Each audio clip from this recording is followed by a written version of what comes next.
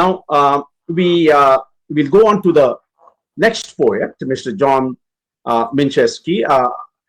Please don't mind if I haven't pronounced your name correctly. Mr. Minczeski, many of your poems begin with familiar objects, a family name, a journey, a remembered place, but gradually become meditations on migration and identity. I mean, that's how I kind of understood them. My first question to you is, your poems suggest that even a name carries history. What first drew you to explore family memory through such intimate details? What a interesting question. And I can't answer that exactly, um, because family has always been so important, and my relationship, for example, with my father was very fraught for many years, and we disagreed about so many things. It's like, if I said it's a nice day outside, he would argue with it.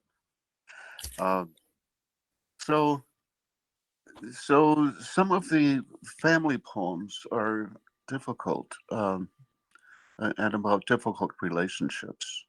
Um, and what I'm writing now is a bit different from that. Um, but yet, I think everything that we have, all our experiences, all of our psychic data, if you will, is contained in poetry. If that makes any sense. Hmm. Um, so, so if I can read a few, maybe these are new poems. Maybe you can, they can demonstrate what I'm talking about. Yes, yes, Okay. definitely.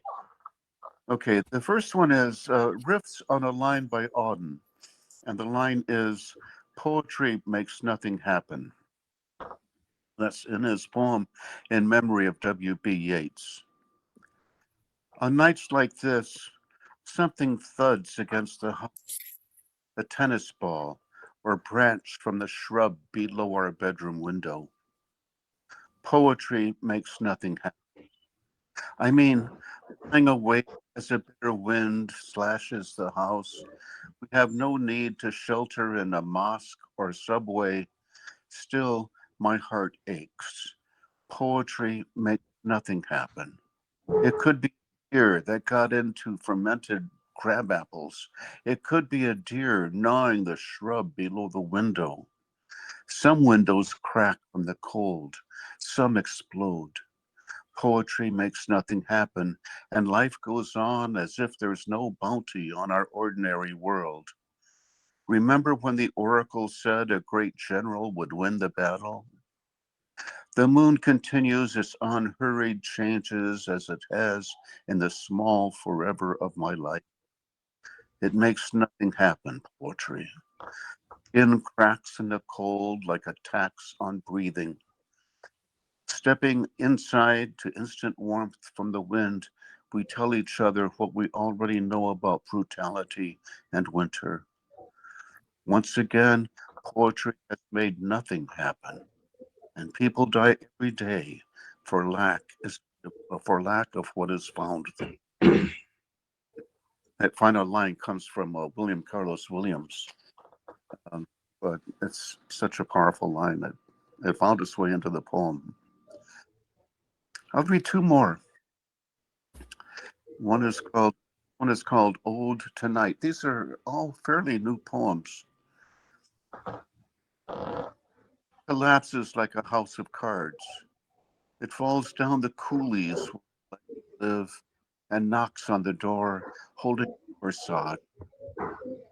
With a constant need for a haircut, night collects in corners under the bed, all day sequestered behind bookshelves.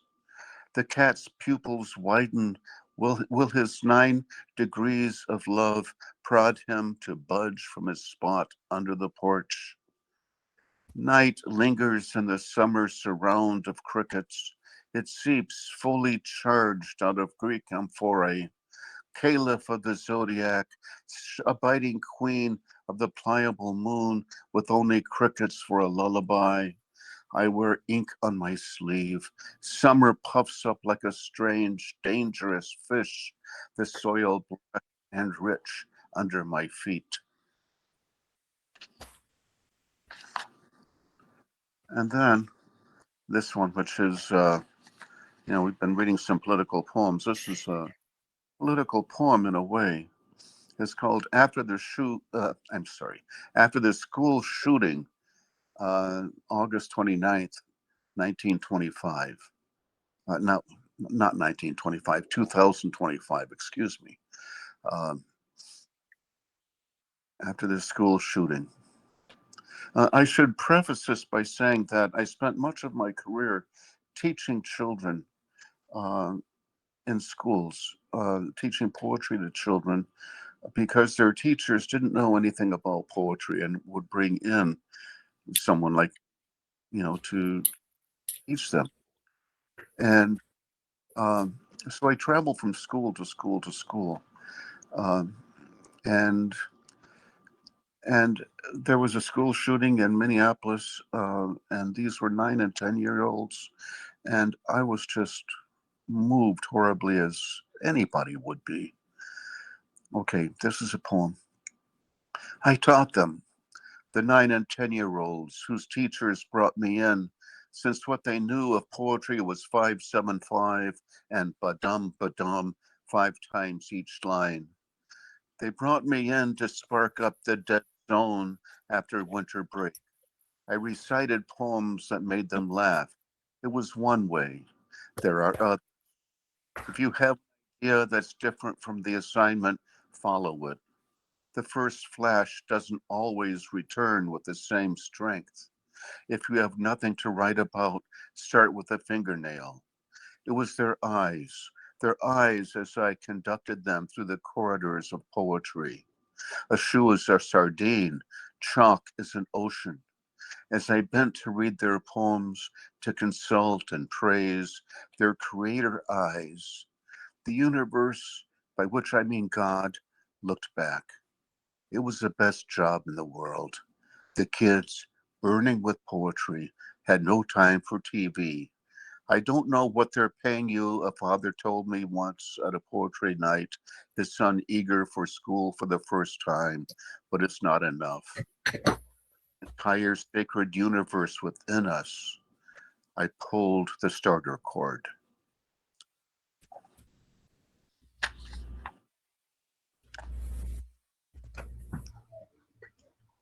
Mr. Minczeski, these are somewhat different poems from the ones that I read in the translated book. But I feel that these poems, almost meta poems, seem to invite us to think or poet. Do you think that poetry is an invitation to thinking? Poetry is, or even a way of thinking? Well, yes. Yeah. And I want to expand that a little bit too, and a way of being. I think that, it's as William Carlos Williams said, um, it's difficult to get the truth from, but people die every day for lack of what is found there. And I reference that in one of these poems. Um, and yeah, I mean, I think it is a way of being, and I think more people need it in their lives. I mean, real poetry. And I felt that that's what my job was when I went into schools to teach the children. Right. Would you like to read one more poem, Mr. Minczeski? I'm sorry? Would you like to read one more poem, please? Oh, sure. So this is when I wrote several years ago. I was, well, I when I lived in my older house, we moved about 2 years ago or last year, and I love to garden. So this is a poem about that. In the 5th month of lockdown, I plant clematis. The shovel, striking a root, thunked all the way down to my moist heart. In acolyte, I knelt to bury the plant neck. Blame me for trusting coincidence more than fate. Hold me responsible for rose thorns on a sloping yard that hoards the memory of glaciers. Have I searched within for the gravitational field that holds me here? Weeds take over the neglected bed beside tomatoes that will forget their names come September. If there's a faint, high pitched whistle like a nighthawk tracking the visceral night, it is the sound of my own breath.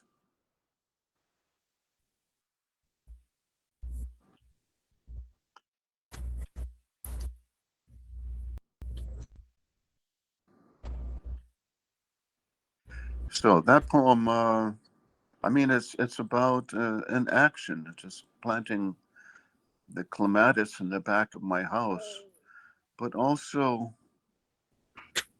I think there's more that it pulls into it, and I think it's necessary to speak about the world through the small things that we do in the world, Mm, that's right.